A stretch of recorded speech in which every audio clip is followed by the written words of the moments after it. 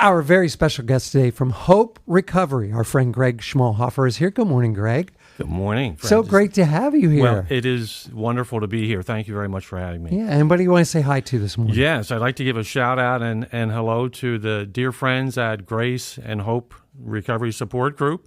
Love everybody there and grateful for their support and friendship. And also a shout out and hello to my wife, Brenda, one of my biggest fans and supporters. Yeah. Good morning, Brenda. So tell us about Grace and Recovery. That's a support group that meets locally? Yes. So Grace and Hope is a recovery support group. We meet at Calvary Church. We're a support group of Calvary Church. We meet every Tuesday evening at 7 o'clock, so 7 to 8 o'clock at the church. And it is... for anyone typically struggling with alcohol or drug addiction, and we provide a faith-based perspective to recovery. Okay. And so we sort of model the AA meeting format where it's an hour long, 7 to 8 o'clock. We have coffee and light snacks, and we give a brief devotional message at the first part of the meeting, and then we open it up for open share time where people can share whatever is on their heart or whatever they feel would be helpful for them to share or for others to hear, perhaps.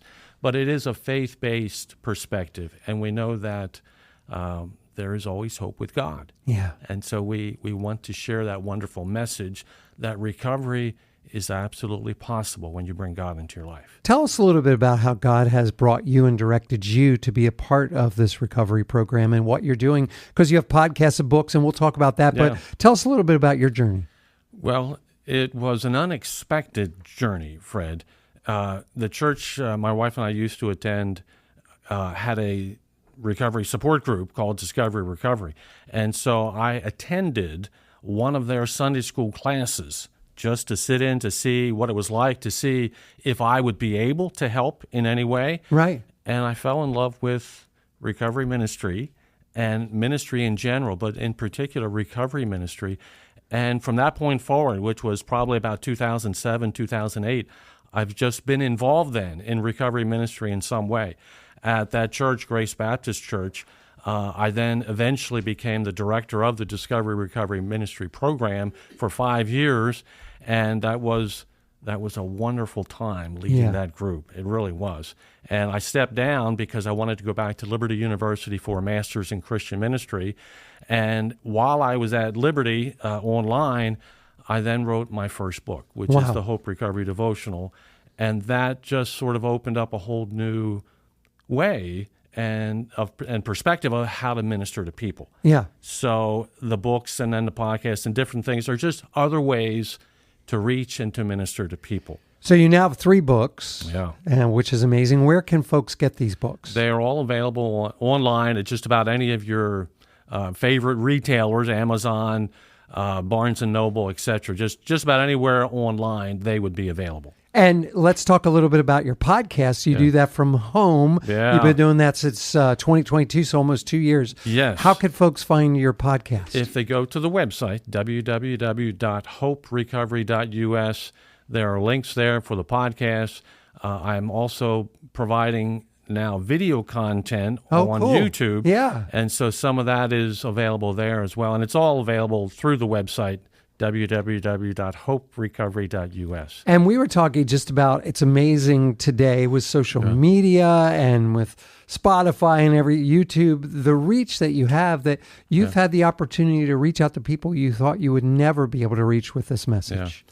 Yeah, and when I look at the stats, it's encouraging when I do that, because then I realize that it is a broad reach. Now, not necessarily thousands of people listening, but the reach is out there, and it's reaching the podcast from the stats like 12 to 14 different countries. Amazing. And then just about all the states of the United States are being reached or have at least one listener. Yeah. And well, so just knowing that the right people, the Lord is bringing the right people to your podcast or to your books, that's great.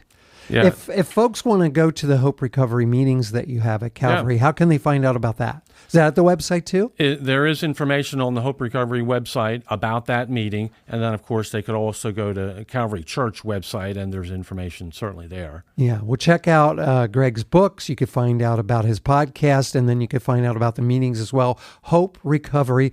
hoperecovery.us. Coming up, we will give you an opportunity to win Greg's books too, which are very cool, so stick around for that. Our very special guest today, Greg Schmalhofer, is with us. He's with Hope Recovery. Good morning again, Greg. Yeah, good morning, Fred. Great to have you with us. Tell us a little bit about the message that you're trying to communicate to those who are in need of recovery. Yeah.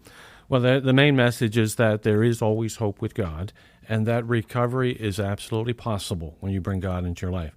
Oftentimes, the feeling is that it's not possible, and that God is, they've done too much bad in their life, that God is not able or willing to forgive them. Yeah. But that's not true. The message that we like to share, that I like to share, is that the God of the Bible is a loving, caring, and compassionate God who wants to help you not only be successful in recovery, but successful in life.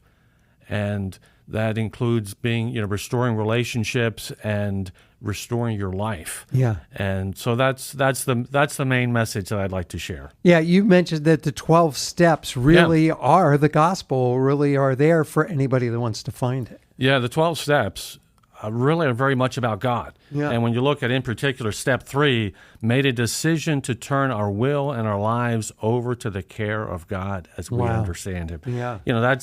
That's all about God. And then step 11, sought through prayer and meditation to improve our conscious contact with God as we understood Him, praying only for knowledge of His will for us and the power to carry that out. Wow. I mean, that's a wonderful message, and it's part of the 12 steps. Yeah, I love that. Do you have any stories about people whose lives have been transformed through this ministry? Yes. Many lives have been transformed, and folks have expressed how grateful they are that God has saved them and restored their life.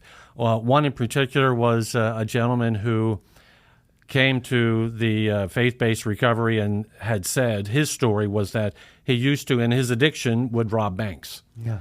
And through God intervening in his life and him giving his life to the Lord, over time his faith and his life was so restored, he was able to go back to that bank for a loan and got approved then for the loan. Amazing. And so, just lives that can be dramatically changed through faith in Christ. And I love the restoration of that one too. That's a great story. Yeah.